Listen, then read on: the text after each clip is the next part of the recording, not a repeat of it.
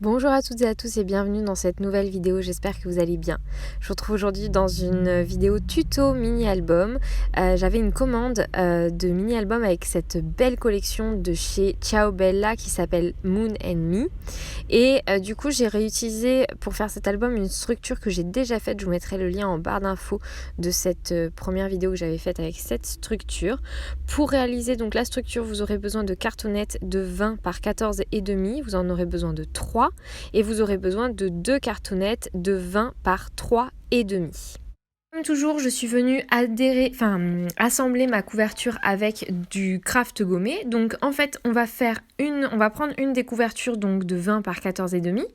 On va l'assembler avec une marge de 3,5. Ensuite, un autre morceau de 14,5. Le deuxième morceau de 3,5 et enfin pour terminer un dernier morceau de 14,5. Donc normalement vous êtes censé avoir un grand morceau, un petit morceau, un grand morceau, un petit morceau, un grand morceau. On vient donc assembler tout ça avec le craft gommé et ensuite je vais venir habiller avec mon papier noir. Alors pour ce qui est de l'habillage avec le papier noir. Moi là j'ai pris 2 papiers A4 noirs en format paysage que j'ai collé ensemble pour faire quelque chose d'assez long.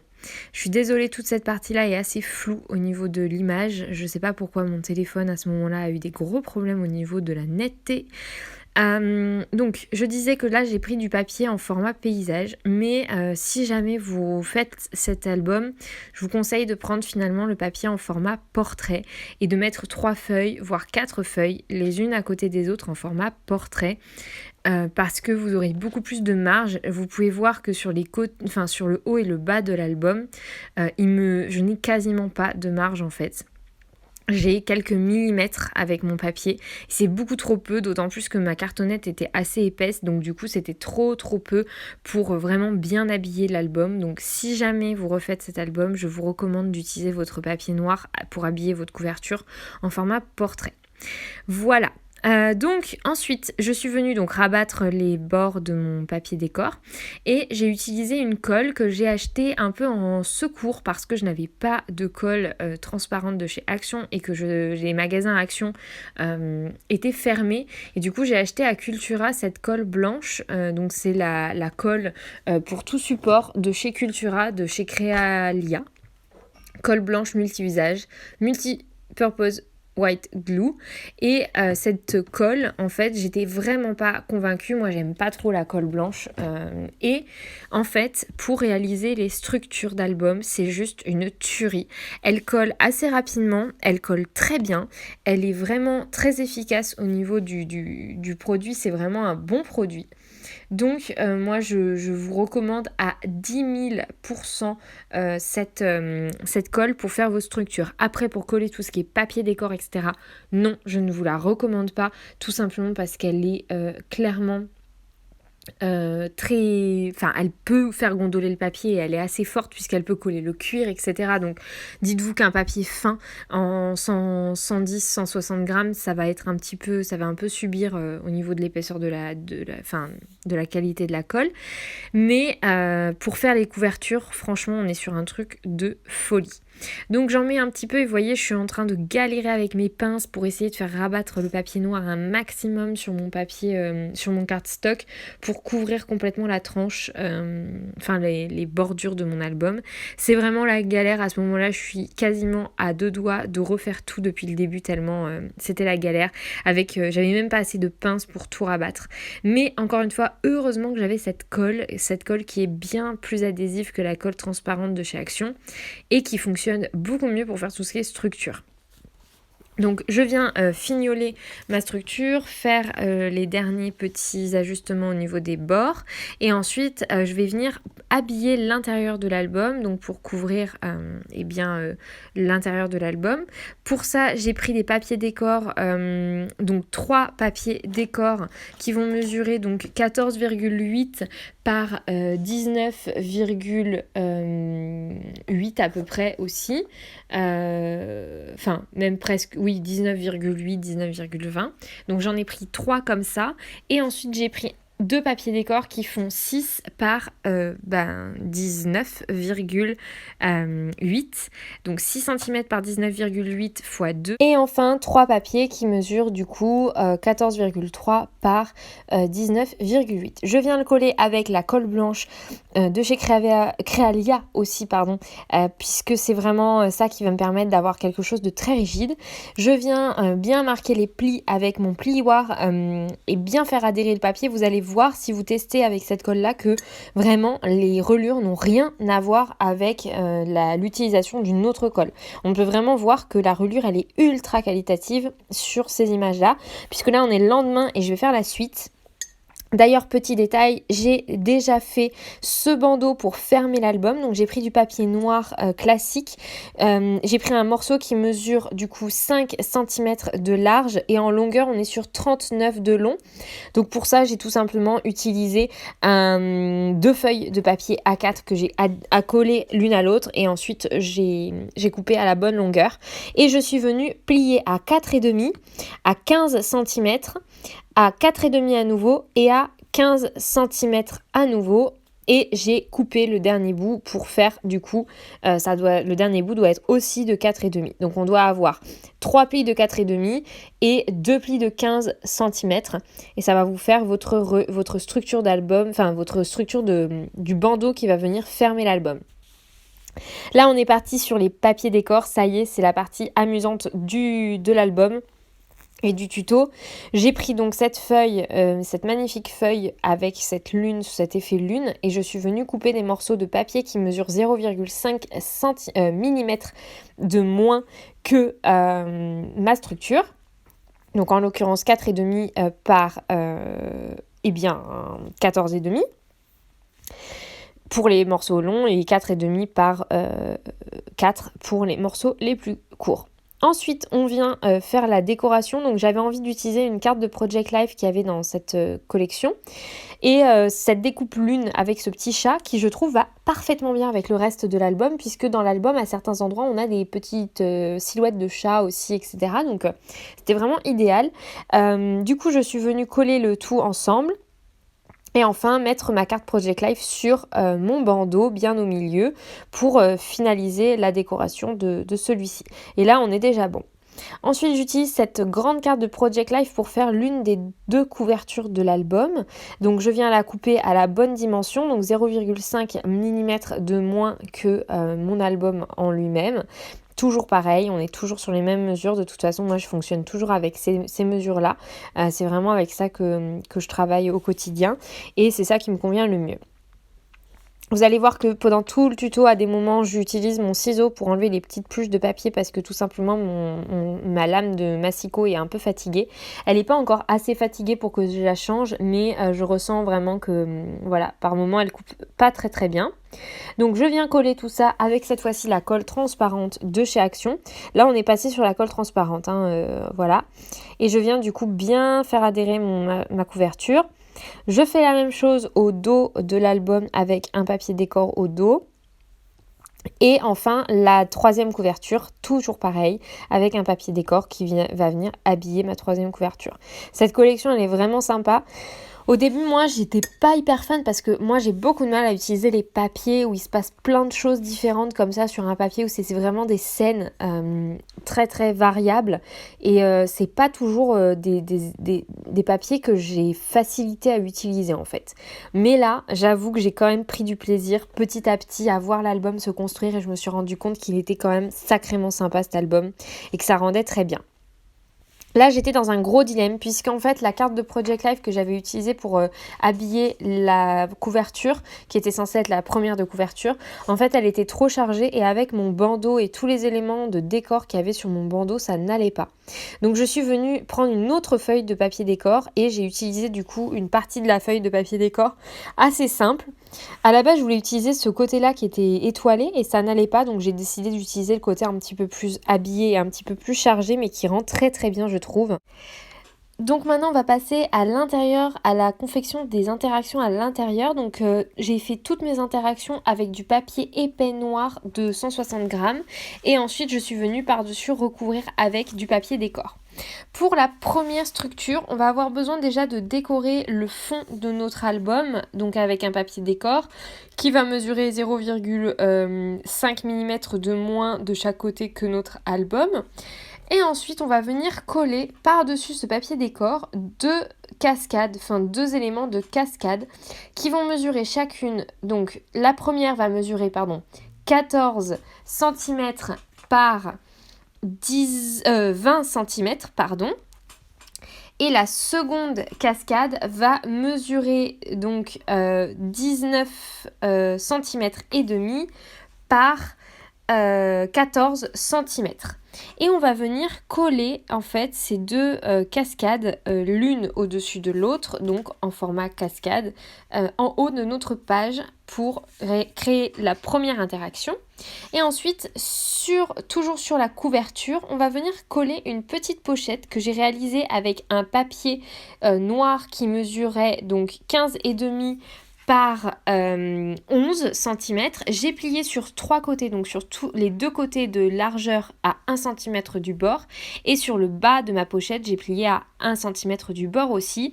J'ai coupé les deux petites côtés pour faire un effet diagonal. Et ensuite, je suis venue coller ma pochette sur le bas de ma page, de ma couverture de gauche. Tout est fait sur la couverture de gauche pour le moment. La collection Moon & Me, elle est assez complexe à utiliser, vous allez voir, les dessins sont tous différents, les designs sont vraiment originaux et on n'a pas envie de gâcher certaines feuilles, donc j'ai un peu galéré à des moments à trouver un peu les éléments qui allaient pouvoir se coïncider les papiers décor pour ne pas gâcher les designs. Vu que les papiers sont recto verso en plus, ça complexifie la tâche, mais vraiment une fois réalisé l'album, il est juste canon et c'est trop chouette. Vraiment les designs sont hyper originaux et c'est vraiment sympa, hein. Et ça fait un peu penser, d'ailleurs, on m'a fait la réflexion aux dessins qu'il y a dans le Dixit, pour certains, vraiment des dessins avec plein de choses qui n'ont rien à voir les unes avec les autres, mais qui sont vraiment originales. En ce qui concerne du coup ce que je suis en train de faire à l'écran, parce que là je divague, j'ai pris un papier décor, donc toujours de 0,5 cm de différence par rapport à la structure de base, que je suis venue coller sur mon fond. Et j'ai pris une languette de papier avant de coller mon papier décor. Je suis venue prendre une languette de papier noir qui va mesurer donc 17 cm par 4 cm de large et je suis venue la plier à 1 cm du bord. Ce qui va faire en fait tout simplement qu'on va avoir une languette avec un rabat de 1 cm et on va glisser le rabat de 1 cm sous le papier décor lorsqu'on va coller pour avoir cette languette qui va se rabattre comme vous pouvez le voir à l'image dans l'album. Je viens ensuite réaliser les éléments qui vont composer la cascade, puisque cette languette, elle va tout simplement fermer la cascade. On va y mettre un petit aimant et elle va nous permettre de fermer la cascade.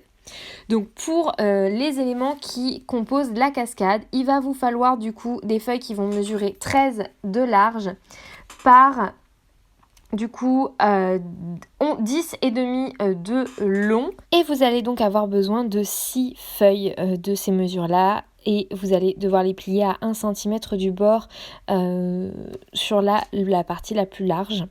Et je suis venue, comme vous pouvez voir, couper en biseau mes angles de mon petit rabat pour pas que ça dépasse et que ça fasse un petit peu plus propre. Et je suis venue marquer mes plis avant de coller le tout. Je vous passe un peu la partie où je colle ma cascade parce que je vous mettrai en barre d'infos des vidéos où je le fais. Il y a d'ailleurs une vidéo avec un album cascade que j'ai réalisé. Ça sera beaucoup plus simple parce que là clairement c'est très redondant et la partie collage de la cascade c'est clairement pas la partie la plus complexe et la plus originale. Une fois que ma cascade est collée, je suis venue mettre un petit bout d'aimant. Ce sont des aimants que j'ai achetés chez Cultura. Je suis venue en mettre un sur le haut de mon rabat et un deuxième qui va être collé au même endroit, enfin la même hauteur, mais au niveau de mon premier rabat de ma cascade de manière à effectuer un effet d'aimant qui va me permettre de fermer cette cascade. Maintenant que cette interaction-là est terminée, on va passer à la suivante. Pour cette dernière interaction du feuillet de droite, vous allez avoir besoin d'un morceau de papier qui va mesurer 20,5 par 14 et vous allez avoir besoin de 2 morceaux qui vont mesurer 15 cm par 12 cm.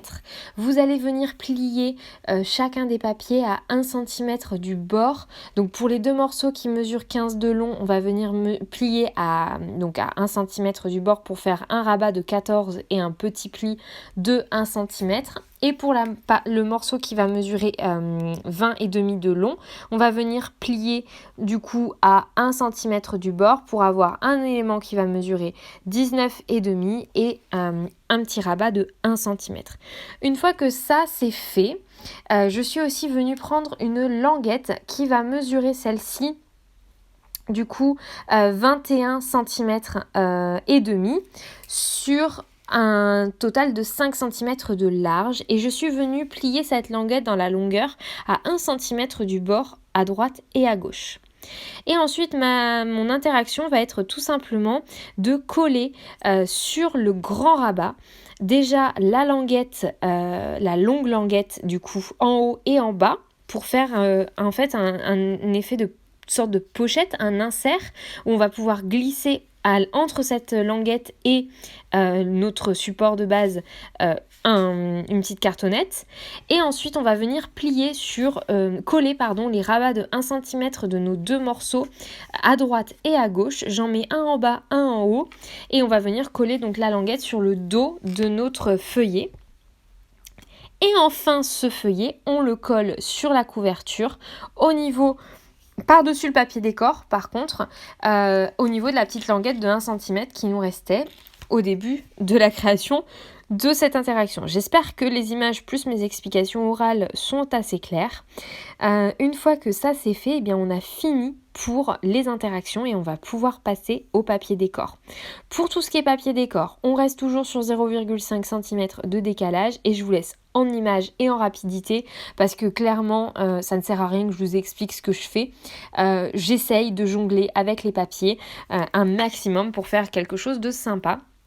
Sur le rabat du milieu, j'ai rajouté une lune qui vient d'une découpe, d'une box que j'avais reçue de la part de Saga Post Scrap, tout comme le chat qui a collé sur la carte Project Life sur l'élément, la languette, la petite languette qui ferme l'album en entier. Je vous laisse en image et bon visionnage, on se retrouve à la fin de la vidéo.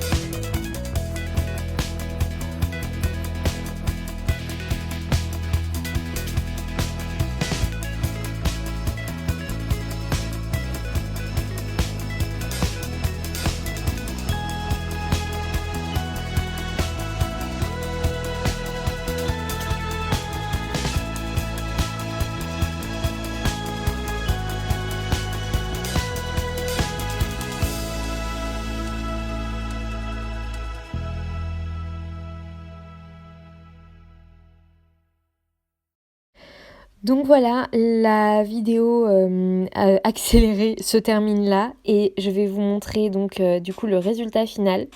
Il me reste énormément de chutes de papier pour cette collection. J'avoue que j'en ai utilisé un maximum, mais les dimensions font qu'avec une feuille 30-30, en fait, on ne peut pas faire deux formats, de grands formats, donc c'est un peu compliqué. Mais je vais faire des cartes avec, je vais essayer de m'en resservir un maximum. Donc là, je vous montre un petit peu le détail et vous pouvez aussi vous rendre compte un petit peu aussi des interactions, de à quoi ça ressemble une fois fini.